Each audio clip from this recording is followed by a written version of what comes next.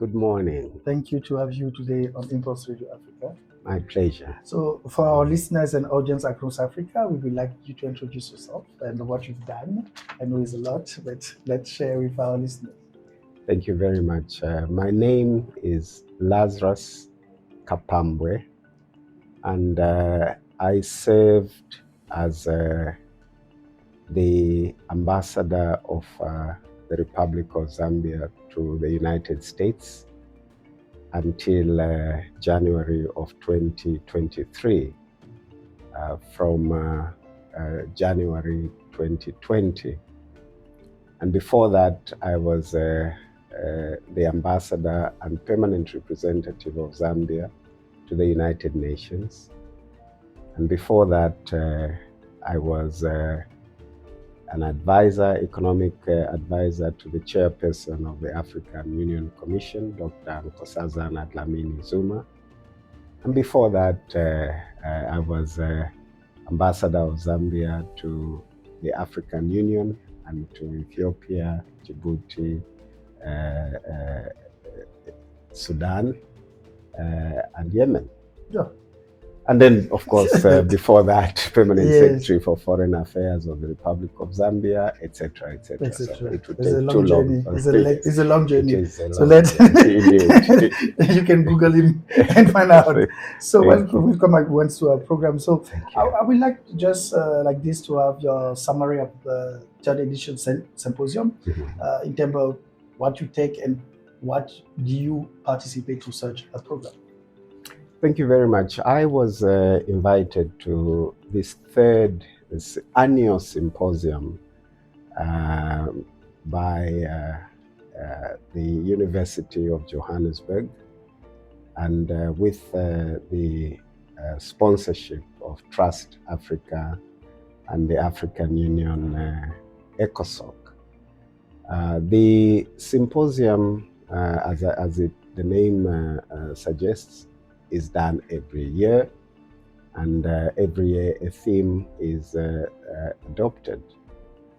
And this year's theme is addressing the issue of the geopolitical changes that are happening in the world, as well as the issue of reparations for Africa. I have been invited as a presenter on one of the themes of the meeting, and that has to do with the geopolitical changes. How does Africa position itself in these geopolitical changes? What should be our place, and how should we relate to the concept of sovereignty over Africa's resources? So I made my presentation yesterday, and today we are continuing, mostly addressing the issue of reparations. As you are aware, the African Union has declared 2025 the year of African reparations. Reparations for what? That is the question reparations for the injustices that have been committed against Africa. Through slavery, colonialism, neo-colonialism, imperialism, and also just saying we are in a situation where there is a new scramble for Africa. You are aware of the heightened interest in Africa by other continents, big countries, especially in the critical minerals area, which Africa hosts a lot of. And of course, it provides, the platform provides an opportunity for the academics mostly, and a few government and civil society organizations to reflect on what should Africa do in order to ensure that they have greater sovereignty over the exploitation of Africa's resources.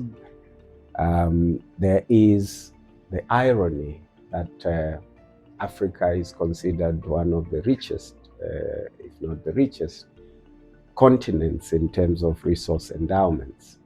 And yet it is the continent that lags behind when it comes to development. And the benefits that our populations draw from the massive endowments that the continent has. So these are questions which are being asked at this platform, answers and recommendations that are being made at the platform, with a view to having these recommendations come to the attention of the decision makers, the policy makers. The politicians. Our political leadership, our business leaders, and also as a means of raising awareness amongst our own citizens. There is no doubt that our citizens would have to play a very active role in holding accountable the colonial powers when we are talking about reparations, the various injustices that have been committed against Africa. Our populations must be able to hold accountable the various actors in that exploitation or the commission of injustice against us. Our populations must also hold our governments accountable for the various policies that governments take to ensure that there is greater benefit in those policies to the African citizens, especially with regards to the utilization of our natural resources. So with your experience as ambassador, would you say that it's a time to redefine our relationship, for example, with people of South America, who we see on the news bear and share our common history in terms of reparation? I will take this angle, for example. Yes, in fact, this morning, one of the keynote speakers who's on the floor right now is from the Caribbean.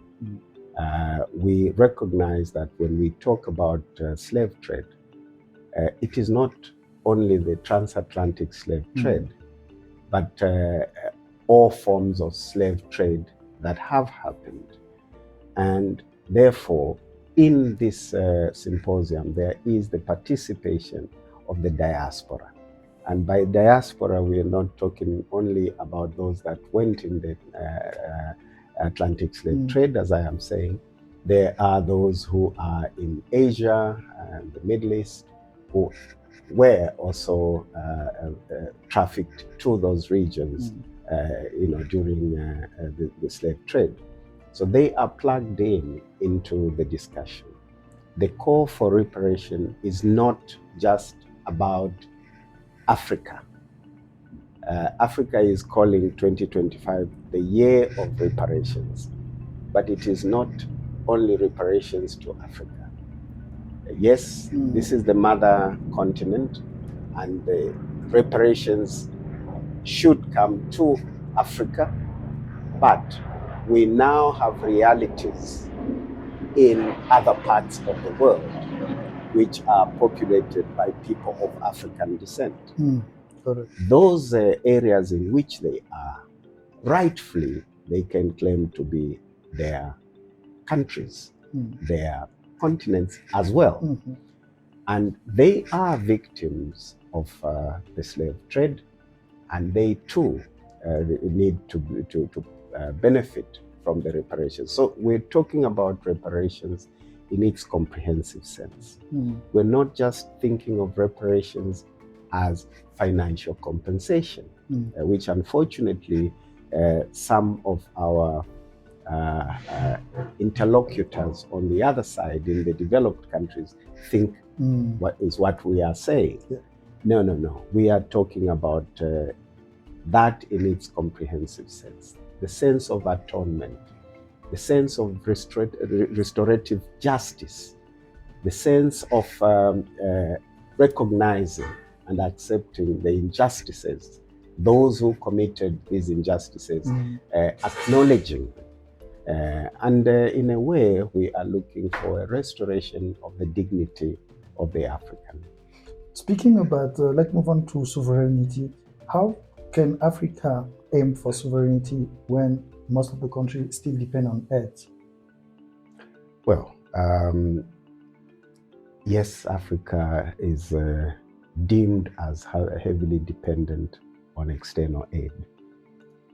But that is not the full story, and it is not even necessarily the correct story. We receive about $50 billion of aid, what is called official development assistance, every year coming into Africa. And we receive about an equivalent, which is another $50 billion every year in foreign direct investment coming to Africa. We're very grateful. We are part of the global community, and therefore we are interlinked with the global community. These resources are most welcome coming into Africa.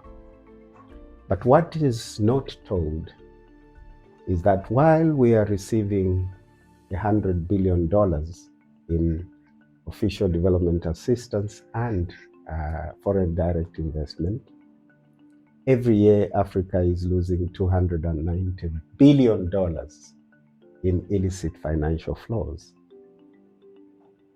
And these illicit financial flows are going to mostly the Western developed countries. We also have huge amounts of Africa's resources, financial resources, that are invested in foreign banks. We are close to $1 trillion of African money that is banked in Europe and the Americas. So it is not completely true that Africa survives on official development assistance. As I said, there are larger outflows of Africa's resources into other countries. In fact, countries that are more developed than Africa.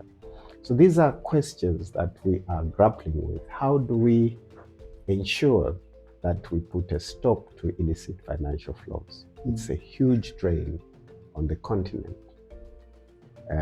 How do we ensure that our trade with others is based on fairness, fair rules of trade?